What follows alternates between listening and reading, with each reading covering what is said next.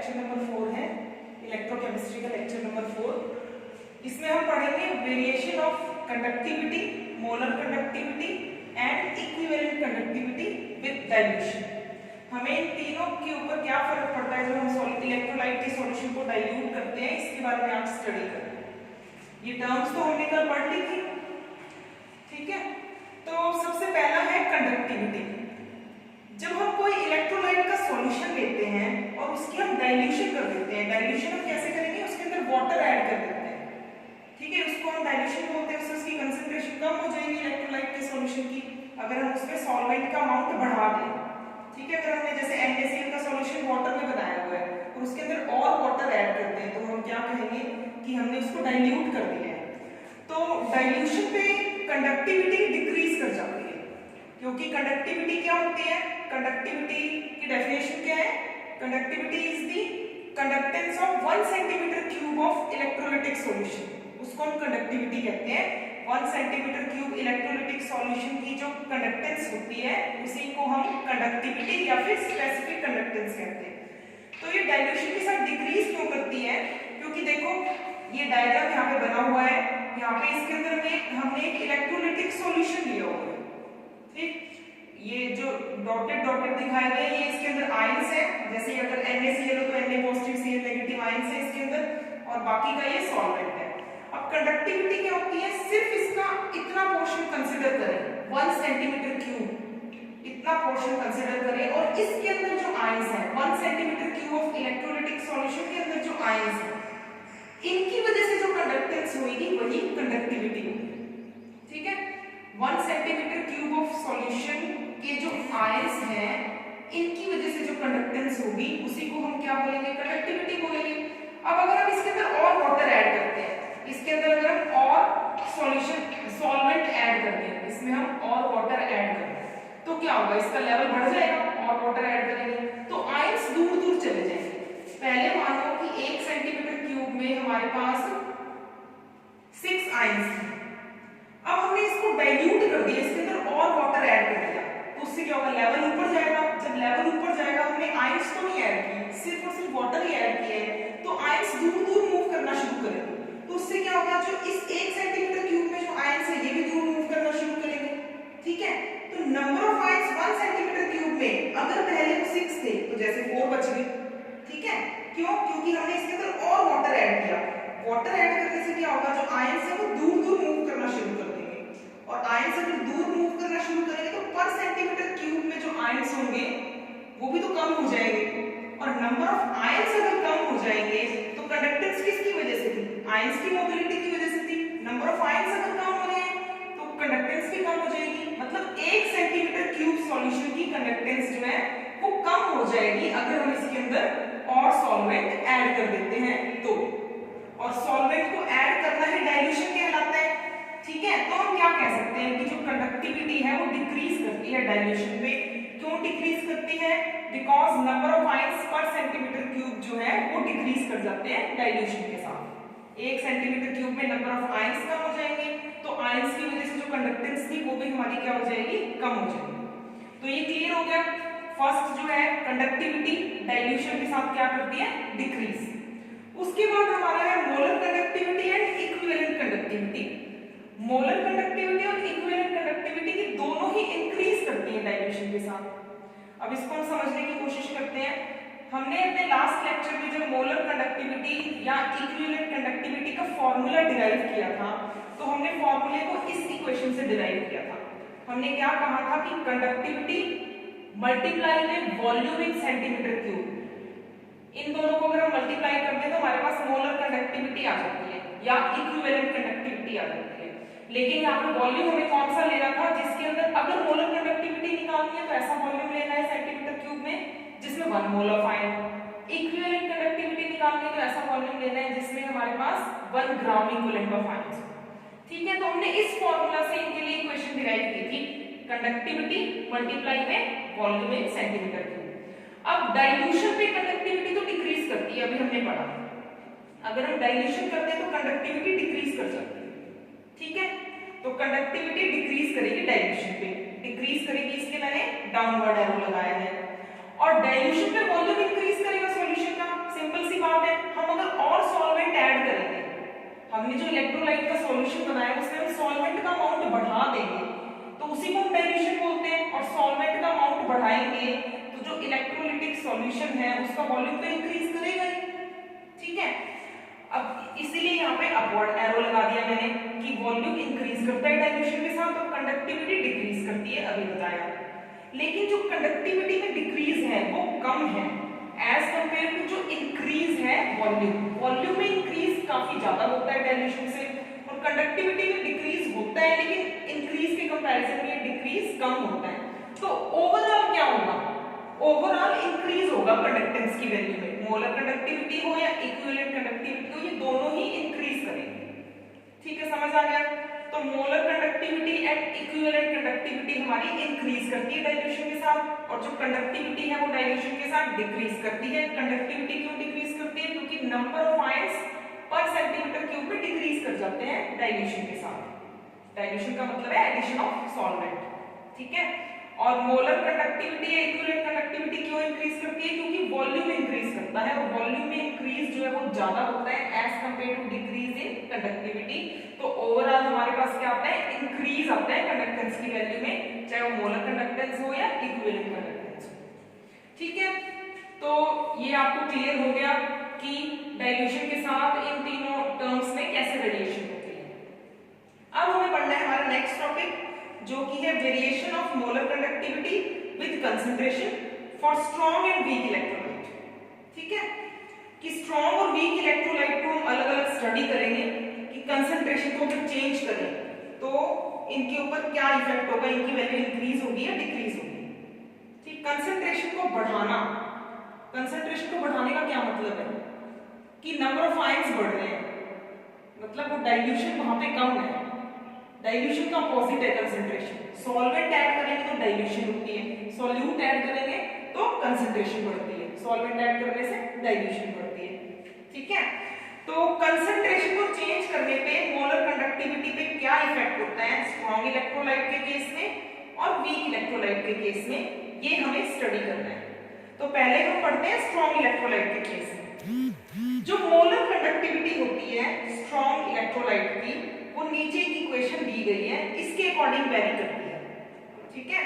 Molar conductivity of strong electrolyte is found to very with concentration according to the below equation, this equation. इस equation का नाम है Debye Huckel Onsager equation. देखो इसमें क्या लिखा हुआ है, ये है molar conductance at concentration C, किसी भी कंसंट्रेशन पे मोलर कंडक्टेंस है ये किसके इक्वल है, molar conductance at zero concentration. यहाँ पे जो नॉट लगाया हुआ है इसका मतलब क्या है, जीरो कंसंट्रेशन। जीरो कंसंट्रेशन का मतलब है इनफाइनाइट डाइल्यूशन, मतलब हमने इतना ज्यादा सॉल्वेंट ऐड कर दिया कि सॉल्यूट का अमाउंट उसके कंपैरिजन में बहुत कम है, नेग्लिजिबल है। सॉल्यूट का अमाउंट बहुत कम है तो हम उसको बोलेंगे जीरो कंसंट्रेशन, ठीक है, या फिर इनफाइनाइट डाइल्यूशन भी बोल सकते हैं। सॉल्वेंट बहुत ज्यादा अमाउंट में ऐड कर दिया तो इनफाइनाइट डाइल्यूशन होगी। सॉल्यूट का अमाउंट बहुत कम है तो जीरो कंसंट्रेशन भी बोल सकते हैं। तो ये तो है molar conductance at concentration C, और ये है molar conductance at zero concentration. Minus में A और मल्टीप्लाई में है ये अंडर रूट C। ये हमारी है Debye Huckel Onsager equation. इस इक्वेशन के अकॉर्डिंग जो है मोलर कंडक्टिविटी चेंज करेगी स्ट्रॉन्ग इलेक्ट्रोलाइट की, अगर हम कंसंट्रेशन को चेंज करते जाएंगे। देखो एक मैथमेटिकल इक्वेशन होती है हमारे पास, y is equal to mx plus c, plus c इस साइड लिख दें या इस साइड लिख दें, y is equal to mx plus c। इस इक्वेशन से मैच करने के लिए मैंने ऐसे लिखा है y is equal to mx plus c। ये जो मैथमेटिकल इक्वेशन होती है ग्राफ बनाने के लिए, इसमें क्या होता है, यहाँ पे जो टर्म है उसको हम y एक्सिस पे लेते हैं, ठीक है, और यहाँ पे जो भी टर्म है उसको हम किस पे लेंगे, x एक्सिस पे लेंगे। और ये जो m है ना वो होता है स्लोप और c आता है इंटरसेप्ट ग्राफ का। तो देखो x के कॉरस्पॉन्डिंग यहाँ पे क्या है, x के कॉरस्पॉन्डिंग हमारे पास यहाँ पे है c, मतलब अंडर रूट ऑफ कंसंट्रेशन, और m के कॉरस्पॉन्डिंग हमारे पास यहाँ पे क्या है, m के कॉरस्पॉन्डिंग है a, x के कॉरस्पॉन्डिंग है अंडर रूट ऑफ c, मतलब x एक्सिस पे हमें अंडर रूट ऑफ कंसंट्रेशन लेना है, ग्राफ बनाएंगे। और y के कॉरस्पॉन्डिंग यहाँ पे क्या है हमारे पास, ये molar conductance at concentration C, मतलब मोलर कंडक्टेंस को हमें y एक्सिस पे लेना है और अंडर रूट ऑफ कंसंट्रेशन को हमें x एक्सिस पे लेना है। और ये जो माइनस a है, यहाँ पे प्लस m था, यहाँ पे तो माइनस m हो गया, तो ये जो माइनस a है ये क्या होगा, स्लोप होगा। और ये जो है हमारे पास C के कॉरस्पॉन्डिंग ये molar conductance at zero concentration, ये हमारा क्या होगा, यहाँ पे इंटरसेप्ट होगा। जब हम कोई भी ग्राफ बनाते हैं, अगर उसका स्लोप, ये जो स्लोप है जो m पॉजिटिव हो, तो जो ग्राफ होता है वो इस तरह से आता है, ठीक है। स्लोप अगर कुछ ना कुछ इंटरसेप्ट है हमारे पास, अगर इंटरसेप्ट नहीं होता तो यहाँ से ओरिजिन से शुरू होगा, इंटरसेप्ट तो यहाँ से शुरू होगा।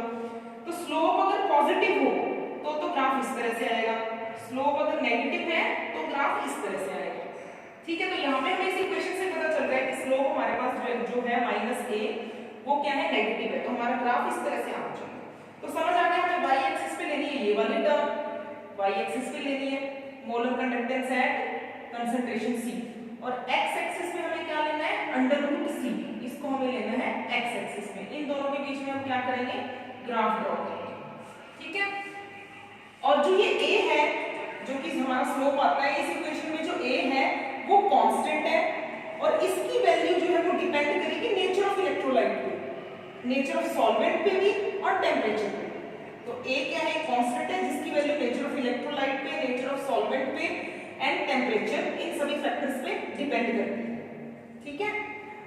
और ये जो इक्वेशन होती है ये लो कंसंट्रेशन पे एप्लीकेबल होती है, हाई कंसंट्रेशन पे इक्वेशन एप्लीकेबल नहीं है। मतलब हाई कंसंट्रेशन पे जो ग्राफ स्ट्रेट लाइन ग्राफ आना चाहिए, वो हाई कंसंट्रेशन पे स्ट्रेट लाइन नहीं रहेगा, थोड़ा सा कर्व आ जाएगा। लो कंसंट्रेशन पे स्ट्रेट लाइन ही आएगा, ठीक है। तो अब ये हम ग्राफ स्टडी करते हैं। देखो यहाँ पे हमने y एक्सिस पे क्या लिया हुआ है, मोलर कंडक्टेंस लिए, और x एक्सिस पे हमने लिया है अंडर रूट ऑफ कंसंट्रेशन। तो पहले हम इसको स्ट्रॉन्ग इलेक्ट्रोलाइट के लिए स्टडी करते हैं। अब स्ट्रॉन्ग इलेक्ट्रोलाइट के केस में मैंने जैसे अभी बताया था, इसका स्लोप नेगेटिव है तो इस तरह का ग्राफ आएगा, ठीक है, इस तरह का ग्राफ आएगा। देखो यहाँ पे जब कंसंट्रेशन की वैल्यू कम है, देखो यहाँ पे कंसंट्रेशन की वैल्यू कम है, इसके यहाँ इस पॉइंट पे कंसंट्रेशन ये और इस पॉइंट पे कंसंट्रेशन की वैल्यू ज्यादा है, तो ये ग्राफ जो कि स्ट्रेट लाइन आना चाहिए। लो कंसंट्रेशन पे स्ट्रेट लाइन है, हाई कंसंट्रेशन पे स्ट्रेट लाइन आना चाहिए था, जो मैंने डॉटेड से बनाया, पर एक्चुअल में ये थोड़ा सा कर्व हो जाता है। तो यही मैंने आपको बताया कि हाई कंसंट्रेशन पे ये ग्राफ जो है इस इक्वेशन को फॉलो नहीं करेगा, तो हाई कंसंट्रेशन पे थोड़ा सा कर्व हो जाएगा, जो कि एक्चुअल में स्ट्रेट लाइन आना चाहिए था, जो डॉटेड से बनाया है। पर डार्क लाइन वाला जो ग्राफ है वो हमें ऑब्टेन होता है प्रैक्टिकली, ठीक है। तो हाई कंसंट्रेशन पे थोड़ा सा कर्व है, और जो लो कंसंट्रेशन पे ये ग्राफ क्या है, स्ट्रेट लाइन है, ठीक। अब देखो इस ग्राफ से हमें क्या पता चलता है, इस पॉइंट पे कंसंट्रेशन की वैल्यू ये, जब कंसंट्रेशन की वैल्यू ये है तो कंडक्टेंस की वैल्यू देखो यहाँ पे इस तरह, ठीक है। जब कंसंट्रेशन की वैल्यू ये है इस पॉइंट पे, तो कंडक्टेंस की वैल्यू यहाँ पे आ रही है। अब क्या होगी, कंसंट्रेशन की वैल्यू हमने चेंज कर दी, देखो यहाँ पे कंसंट्रेशन की वैल्यू ज्यादा थी, यहाँ पे कंसंट्रेशन की वैल्यू देखो कम है, तो कंडक्टेंस इंक्रीज कर दी, ठीक है। और इस पॉइंट पे कंसंट्रेशन की वैल्यू 0 है, देखो यहाँ पे कंसंट्रेशन की वैल्यू 0 है। जब कंसंट्रेशन की वैल्यू 0 है तो कंडक्टेंस की वैल्यू क्या है, ये जो y एक्सिस को कट कर रही है ग्राफ, समझ आ गई बात। जब कंसंट्रेशन की वैल्यू 0 है तो यहाँ पे ये y एक्सिस को कट करेगा ग्राफ, कंडक्टेंस की वैल्यू ये होगी, इसको हम क्या बोलेंगे, molar conductance at zero concentration या फिर इनफाइनाइट डाइल्यूशन। वैसे हम जनरली इसको ऐसे बोलते हैं, molar conductance eight infinite dilution. जब डाइल्यूशन बहुत ज्यादा है तो कंसंट्रेशन 0 ही होगी, ठीक है। तो 0 कंसंट्रेशन पे जो मोलर कंडक्टेंस है उसको हम इस तरह से डिनोट करते हैं, यहाँ पे ऊपर नॉट लगा के, इसको हम बोलते हैं क्या है, molar conductance eight infinite dilution. अब इसमें हम क्या देख रहे हैं कि इंक्रीज जो हो रहा है, जैसे जैसे हम कंसंट्रेशन को कम कर रहे हैं, मोलर कंडक्टेंस इंक्रीज हो रही है स्ट्रॉन्ग इलेक्ट्रोलाइट के केस में, लेकिन इंक्रीज की जो वैल्यू है बहुत ही कम है, देखो बहुत ही कम इंक्रीज हो रहा है। जब कंसंट्रेशन ज्यादा थी तो मोलर कंडक्टेंस की वैल्यू यहाँ पे थी कुछ, ठीक है। अब जब कंसंट्रेशन 0 होगी तो मोलर कंडक्टेंस की वैल्यू इतनी सी इंक्रीज हुई है, सिर्फ इतना सा इंक्रीज इसमें हुआ है। तो तो इससे क्या पता लगता है कि स्ट्रॉन्ग इलेक्ट्रोलाइट के केस में जैसे जैसे हम कंसंट्रेशन कम करते हैं, कंसंट्रेशन कम करने का मतलब है डाइल्यूशन को बढ़ाना, डाइल्यूशन को बढ़ाएंगे तभी तो कंसंट्रेशन कम होगी। तो जैसे जैसे हम डाइल्यूशन बढ़ाते हैं तो मोलर कंडक्टेंस में इंक्रीज तो होता है, क्योंकि हमने यही पढ़ा था डाइल्यूशन बढ़ाने में इंक्रीज होता है, लेकिन वो इंक्रीज बहुत ही कम होता है स्ट्रॉन्ग इलेक्ट्रोलाइट के केस में। ठीक है, कि स्ट्रॉन्ग इलेक्ट्रोलाइट के केस में डाइल्यूशन करने पे जो मोलर कंडक्टेंस है, मोलर कंडक्टिविटी है, वो इंक्रीज तो करेगी लेकिन बहुत कम इंक्रीज करेगी। अब बहुत कम इंक्रीज क्यों करेगी? क्योंकि जो स्ट्रॉन्ग इलेक्ट्रोलाइट होती है वो पहले से ही फुली डिसोसिएटेड होती है। स्ट्रॉन्ग इलेक्ट्रोलाइट को कैसे डिफाइन करते हैं? ऐसी इलेक्ट्रोलाइट जो फुली डिसोसिएट हो जाए, कंप्लीटली आयोनाइज हो जाए। वो पहले से ही कंप्लीटली आयोनाइज्ड है, पहले से ही फुली डिसोसिएटेड है, डाइल्यूशन को बढ़ाने पे उसमें डिसोसिएशन इंक्रीज नहीं कर रहा, सिर्फ और सिर्फ क्या हो रहा है, जो inter ionic force of attraction है वो कम हो रही है। तो जो ये थोड़ा सा इंक्रीज है वो इस वजह से है कि पहले inter ionic force of attraction थी और डाइल्यूशन को बढ़ाने पे inter ionic force of attraction कम हो गई।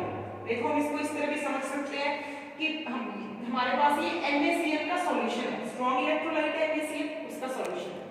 मान लो यहाँ पे कि हमारे पास इसके 10 आयंस हैं, 5 Na पॉजिटिव के, 5 Cl नेगेटिव के, ठीक है, टोटल 10 आयंस। हमने अब इसको डाइल्यूट कर दिया, मतलब इसके अंदर हमने और सॉल्वेंट जो है वो ऐड कर दिया हमने इसके अंदर, ठीक है, तभी तो डाइल्यूट होगी। अब डाइल्यूट करने में हमने NaCl नहीं ऐड किया, सिर्फ सॉल्वेंट को ऐड किया। डाइल्यूट कर दिया मतलब कंसंट्रेशन इसकी कम कर दी, ठीक है, सॉल्वेंट को ऐड करके। तो डाइल्यूशन पे क्या हुआ, वॉल्यूम तो इसका बढ़ गया। अब वॉल्यूम बढ़ेगा तो आयंस दूर दूर मूव करेंगे। तो पहले ये क्लोज थे आयन, तो इनके बीच में फोर्स ऑफ अट्रैक्शन जो है वो ज्यादा थी। अब ये आयंस दूर दूर हो गए तो इनके बीच में जो inter ionic force of attraction है, Na पॉजिटिव और Cl नेगेटिव आयंस के बीच में जो फोर्स ऑफ अट्रैक्शन है वो कम हो जाएगी, क्योंकि डिस्टेंस बढ़ गया। अब फोर्स ऑफ अट्रैक्शन अगर कम होगी तो मोबिलिटी बढ़ जाएगी, और मोबिलिटी बढ़ने की वजह से इनकी कंडक्टेंस बढ़ जाएगी, ठीक है।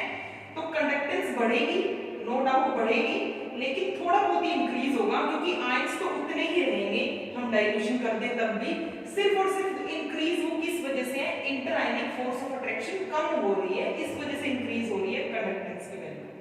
तो स्ट्रॉन्ग इलेक्ट्रोलाइट के केस में हमें क्या बताना है कि कंसंट्रेशन को कम करने से कंडक्टेंस इंक्रीज होती है, लेकिन वो इंक्रीज बहुत ही कम अमाउंट में होती है, और वो इंक्रीज किस वजह से है, क्योंकि inter ionic force of attraction decrease हो रही है, ठीक है।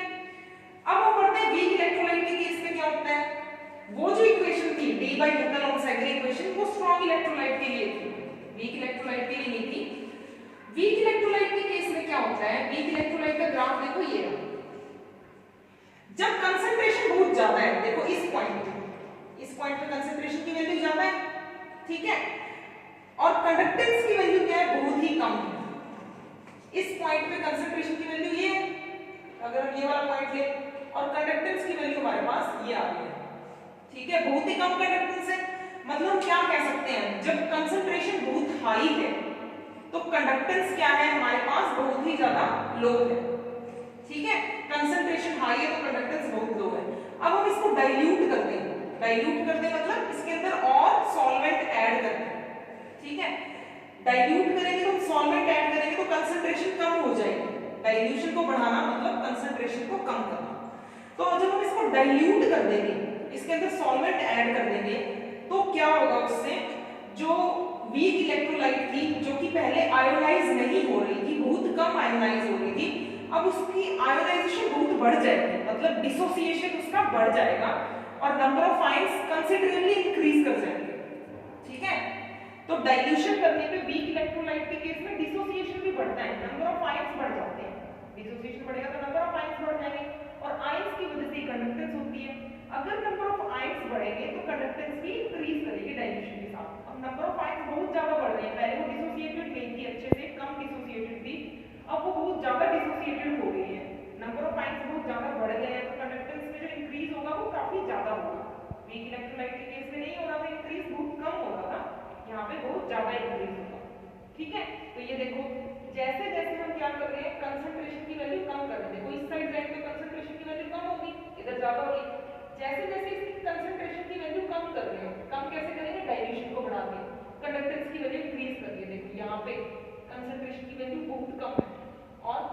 की वैल्यू बहुत ज्यादा होगी।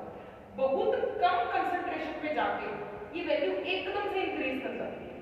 ठीक है, मतलब हम क्या कह सकते हैं, वीक इलेक्ट्रोलाइट के केस में जो होता है, जैसे जैसे हम डाइल्यूशन करते जाते हैं तो कंडक्टेंस अच्छे इंक्रीज होती जाती है, और बहुत लो कंसंट्रेशन मतलब बहुत ज्यादा डाइल्यूशन, कंसंट्रेशन लो तो डाइल्यूशन ज्यादा, जब हम इसको बहुत ज्यादा डाइल्यूट कर देते हैं तो कंडक्टेंस में एकदम से इंक्रीज हो जाता है। ठीक है, मतलब बहुत स्टीपली इंक्रीज करता है ये ग्राफ, इतना स्टीपली कि अब ये क्या है, एकदम से इंक्रीज कर जाएगा और इस वाई एक्सिस को कट नहीं करेगा। ठीक है, एकदम से इसमें इंक्रीज हो गया तो वाई एक्सिस को हम यहाँ पे कट नहीं कर पाएंगे, तो इस ग्राफ को हम जीरो कंसंट्रेशन पे एक्स्ट्रा प्लॉट नहीं कर सकते, जैसे कि बी स्ट्रॉन्ग इलेक्ट्रोलाइट के केस में एक्स्ट्रा प्लॉट हो रहा था ना, जीरो कंसंट्रेशन पे हमें कंडक्टेंस की वैल्यू ग्राफ से ही मिल रही थी। यहाँ पे तो देखो ये वाई एक्सिस को कट ही नहीं कर रहा है, ग्राफ एकदम से इंक्रीज हो गया, तो वाई एक्सिस को अगर कट नहीं करेगा तो जीरो कंसंट्रेशन नहीं आएगी, जीरो कंसंट्रेशन तो यहीं पे आएगी जब ये ग्राफ वाई एक्सिस को कट करे। इससे हम क्या कह सकते हैं कि वीक इलेक्ट्रोलाइट के केस में हम molar conductance eight infinite dilution हम वो फाइंड आउट नहीं कर सकते ग्राफिकली, ग्राफिकली वो हमें पता नहीं लगता क्योंकि हम ग्राफ को एक्स्ट्रा प्लॉट नहीं कर सकते जीरो कंसंट्रेशन। ठीक है, तो हम वीक इलेक्ट्रोलाइट के केस में जो मोलर कंडक्टेंस होती है एट इनफाइनाइट डाइल्यूशन, या हम इसको और क्या बोलते हैं, molar conductance at zero concentration, ये हम ग्राफिकली पता नहीं कर सकते। ठीक है, तो इसके लिए हम क्या है, हमें कोलरॉश लॉ को स्टडी करना पड़ता है, जो कि हम अपने नेक्स्ट लेक्चर में